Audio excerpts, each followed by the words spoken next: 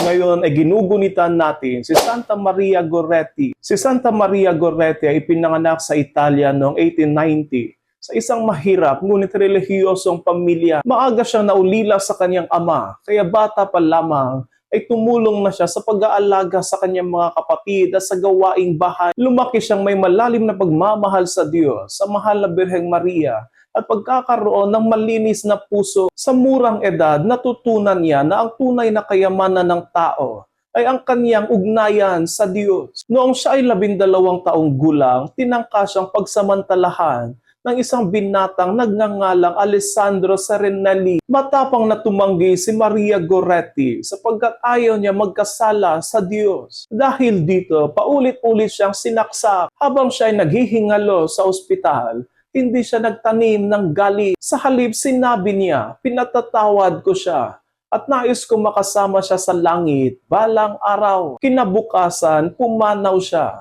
at tinanggap ang korona ng pagkamartir. Ang kahanga-hanga sa kanyang kwento ay hindi lamang ang kanyang katapangan, kundi ang kanyang kapatawaran. Pagkalipas ng maraming taon, nagsisi si Alessandro matapos magkaroon ng pagbabagong loob. Nang makalaya siya sa bilangguan, humingi siya ng tawad sa ina ni Maria Goretti at pinatawad rin siya nito. Naging debotong Kristiyano si Alessandro at dumalo pa sa kanonisasyon ni Santa Maria Goretti noong 1950. Ito ang kapangyarihan ng awa at pagpapatawad.